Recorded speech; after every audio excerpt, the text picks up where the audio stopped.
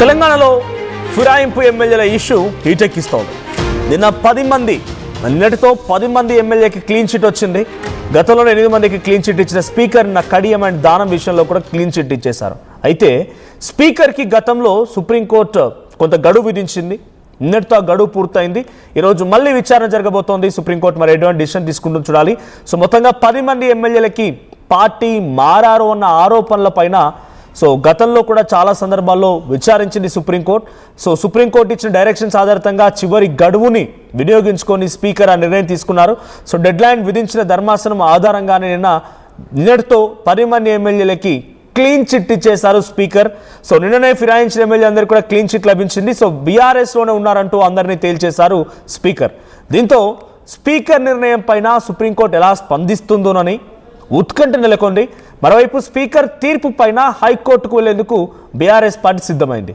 Decision తీసుకోలేదు కాబట్టి ఏదో ఒక డిసిషన్ తీసుకోమని చెప్పింది స్పీకర్కి సుప్రీంకోర్టు. కానీ డిసిషన్ ఇలాగే తీసుకోవాలి అలాగే తీసుకోవాలని చెప్పి ఎటువంటి డైరెక్షన్ కూడా ఇవ్వలేదు. ఈరోజు జరిగే విచారణలో కూడా కేవలం ఆ స్పీకర్ డిసిషన్ తీసుకున్నారు కాబట్టి స్పీకర్ ఏదో డిసిషన్ తీసుకోవాలి అన్నట్టుగా ఆదేశించండి అని చెప్పేటువంటి ఆ పిటిషన్ని ఇప్పుడు సుప్రీంకోర్టు కొట్టేస్తుందా? డిసిషన్ అయిపోయింది కాబట్టి ఆ కేసు మొత్తాన్ని డిస్మిస్ చేసి కొట్టేస్తుందా? నెక్స్ట్ మళ్ళీ బీఆర్ఎస్ పార్టీ నేతలందరూ కూడా ఈ 10 మంది ఎమ్మెల్యేలు పార్టీ మారినట్టుగా ఆధారాలు ఉన్నాయి కాబట్టి వెస్ట్ బెంగాల్ మాదిరిగా ఇక్కడ కూడా డైరెక్ట్గా కోర్టుకు వెళ్ళి కోర్టులోనే వీరిపై వేటు వేసే విధంగా చర్యలు తీసుకోబోతున్నారు. ఏం జరుగుతుందో చూడాలి. నాతో పాటుగా ప్రతినిధి మధు సిద్ధంగా ఉన్నారు ఫోన్ లైన్లో. ఎస్ మధు, ఏం జరుగుతోంది? సుప్రీంకోర్టు డైరెక్షన్స్ ఆధారితంగానే ఏదో ఒక డిసిషన్ తీసుకోమన్నారు, వెంటనే డిసిషన్ తీసుకోవాలన్నట్టుగా స్పీకర్ కూడా డిసిషన్ తీసుకున్నారు. సుప్రీంకోర్టు ఎక్కడ కూడా బీఆర్ఎస్ పార్టీలో ఉన్నారన్నా కాంగ్రెస్లో ఉన్నారన్నా ఇటువంటి డిసిషన్ తీసుకోండి అని చెప్పి ఎక్కడా చెప్పలేదు. వాళ్ళపైన డిసిషన్ తీసుకోండి అని మాత్రమే డైరెక్ట్ చేసింది. ఆ డైరెక్షన్ ఆధారితంగా స్పీకర్ నిర్ణయం తీసుకున్నారు. అది ఏ నిర్ణయం తీసుకుంటారన్నది ఇట్స్ హిస్ ఫ్రీడమ్. అది స్పీకర్ కూడా ఆ ఫ్రీడమ్ని ఉపయోగించుకున్నారు. ఇప్పుడు సుప్రీంకోర్టు ఈరోజు విచారణలో ఏం జరగబోతోంది? ఈరోజు జరిగే విచారణలో వాళ్ళు ఇంకా బీఆర్ఎస్ పార్టీలో ఉన్నారని స్పీకర్ నిర్ణయాన్ని బీఆర్ఎస్ పార్టీ తప్పులు లేవనెత్తి చూపుతుందా, లేదు ఆల్రెడీ డిసిషన్ తీసుకున్నారు కాబట్టి గతంలో వాళ్ళ వేసిన పిటిషన్ మొత్తాన్ని కూడా కొట్టిపారేస్తున్న సుప్రీంకోర్టు? ఏం జరగవచ్చు? కొద్ది మందికి సంబంధించి ఇప్పుడు పార్టీ మారారనేటువంటి బలమైనటువంటి ఆధారాలు ఉన్నాయి. ఈ అంశానికి సంబంధించి బీఆర్ఎస్ కోర్టును ఆశ్రయించింది. గతంలో వాటికి సంబంధించినటువంటి ప్రూఫ్స్ అన్ని కూడా సబ్మిట్ చేసినటువంటి విషయం మనందరం తెలిసిందే. దీనిపైన సుప్రీంకోర్టు సీరియస్ అయింది. స్పీకర్ కార్యాలయం పైన పలుమార్లు ఏదో ఒక చర్య తీసుకోవాలి, ఇమ్మీడియట్ గా పార్టీ ఫిరాయింపుకు సంబంధించిన దానిలో నిర్ణయం ప్రకటించాలి, విచారణ చేసి అనేటువంటిది. ఇప్పటికి 8 మంది, నిన్న ఆల్రెడీ 2కి క్లీన్ చిట్ ఇచ్చి మొత్తం 10 మంది పార్టీ ఫిరాయింపు ఎమ్మెల్యేల పైన స్పీకర్ నిర్ణయం తీసుకున్నారు, క్లీన్ చిట్ ఇచ్చారు. వాళ్ళ అఫిడవిట్స్ కి సంబంధించి వాటిని పరిశీలించి వాళ్ళు బీఆర్ఎస్ లోనే ఉన్నారనేటువంటి స్టేట్మెంట్ చేశారు. ఈ అంశంలో ఈ రోజు అత్యంత కీలకమైనటువంటి తీర్పుగా సుప్రీంకోర్టు వెలువరించేటువంటి అవకాశం ఉంది. దీనికి కౌంటర్ గా మళ్ళీ హైకోర్టు, మళ్ళీ సుప్రీంకోర్టు వరకు బీఆర్ఎస్ వెళ్ళేటువంటి సిచ్యువేషన్ కనిపిస్తా ఉంది, లీగల్ ఫైట్ చేయాలనేటువంటిది. నిన్న కేటీఆర్ కూడా మాట్లాడారు. రాహుల్ గాంధీకి, స్పీకర్ గడ్డం ప్రసాద్ కుమార్ కి సన్మానం చేయాలనుకుంటున్నాము మేము ఈ నిర్ణయం ప్రకటించినందుకు అనేటువంటి స్టేట్మెంట్ చేశారు వ్యంగ్యంగా. అంటే బలమైన ఆధారాలు ఉన్నాయి, పార్టీ మారమని వాళ్ళే చెప్పుకున్నారు, స్టేట్మెంట్ చేశారు, ప్రచారం చేశారు, వేరే పార్టీ గుర్తుపైన పోటీ చేశారు. ఎన్ని బలమైన ఆధారాలు ఉన్నా కూడా లేవు అనేటువంటిది, వాళ్ళు ఇంకా బీఆర్ఎస్ లోనే ఉన్నారు, టెక్నికల్ ఎవిడెన్సెస్ లేవని చెప్పడం అనేటువంటిది చాలా దారుణమైనటువంటి స్టేట్మెంట్ అనేది చెప్తా ఉన్నారు.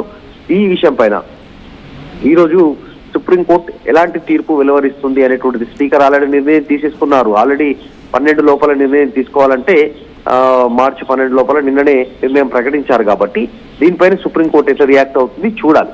దీని తర్వాత మళ్ళీ బీఆర్ఎస్ కోర్టులను ఆశ్రయించడానికి సిద్ధమవుతుంది. లీగల్ టీం ఆల్రెడీ దీనిపైన మళ్ళీ ఒక పూర్తి స్థాయికి సంబంధించినటువంటి ఆధారాలతో కోర్టులను ఆశ్రయించాలనేటువంటిది నిర్ణయం తీసుకోవడం జరిగింది. ఆల్రెడీ బీఆర్ఎస్ ముందుకు పోయేటువంటి అవకాశం ఉంది. నిన్న మనం చూసాం మాట్లాడినటువంటి మాటల పైన, స్పీకర్ చేసినటువంటి నిర్ణయం పైన అన్ని రాజకీయ పార్టీలు రెస్పాండ్ అయ్యాయి.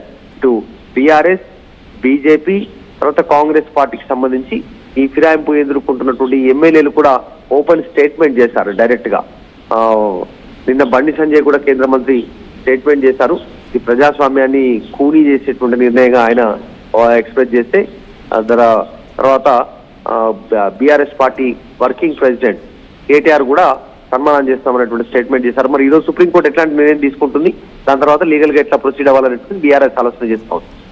Right, thank you Madhu. మొత్తంగా సుప్రీంకోర్టులో ఈరోజు బీఆర్ఎస్ పార్టీకి సంబంధించి ఫిరాయించిన ఎమ్మెల్యేలకు సంబంధించిన విషయంలో సుప్రీంకోర్టు గతంలో స్పీకర్కి డైరెక్షన్ ఇచ్చింది.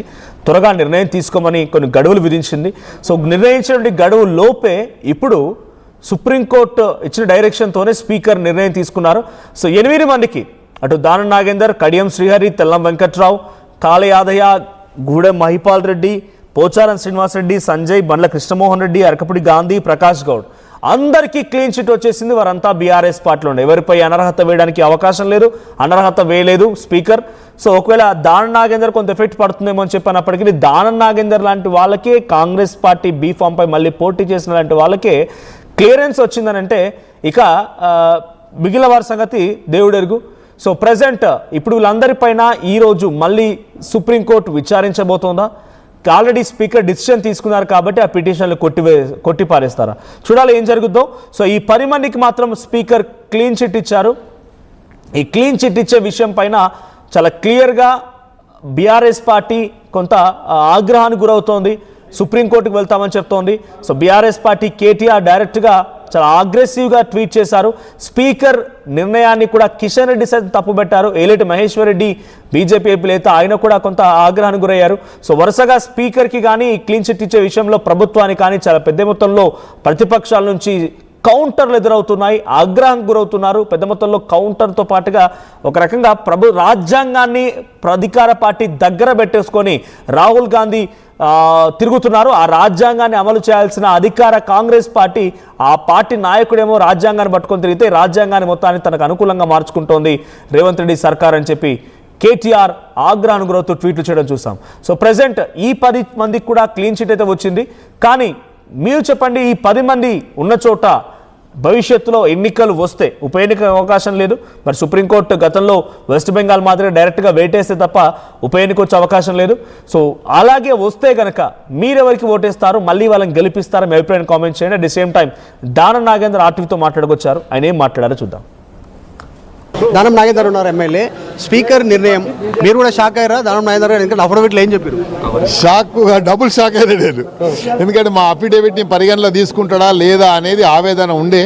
గత 6 మాసాల నుండి హైకోర్టు, సుప్రీంకోర్టుకు 10 సార్లు పోయి, ఢిల్లీకి 10 సార్లు పోయి, ఢిల్లీలో ఉన్న సీనియర్ నాయకుల్ని, సీనియర్ కౌన్సిల్ని కలవడం కానీ, ఇక్కడ కౌన్సిల్ నిరంజన్ రెడ్డి గారు, మా వెంకటేష్ గారు వీళ్ళందరినీ కలిసి ఇట్లా అటు ఇటు ఒక 7-8 నెలలు మాత్రం నాతో పాటు మా కార్యకర్తలు, మా మెంబర్స్ అందరూ కూడా చాలా ఆవేదనకు గురయ్యారు.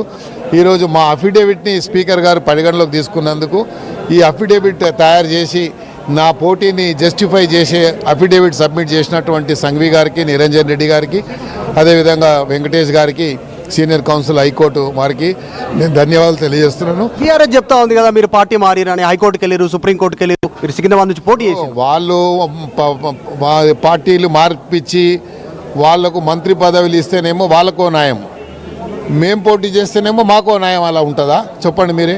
వాళ్ళైతే మంత్రి పదవి ఇచ్చారు, మళ్ళీ వాళ్ళు జస్టిఫై ఎట్లా చేసుకుంటారు? అది చెప్పాలి. వాళ్ళు దాన్ని జస్టిఫై చేసుకుంటే ఇది నాది కూడా జస్టిఫై నేను చేసుకుంటాను. బీఆర్ఎస్ చేస్తున్నటువంటి విమర్శల పైన ఏం చెప్తారు? ఎందుకంటే సుప్రీంకోర్టుకి మళ్ళీ లీగల్గా వెళ్తామంటారు.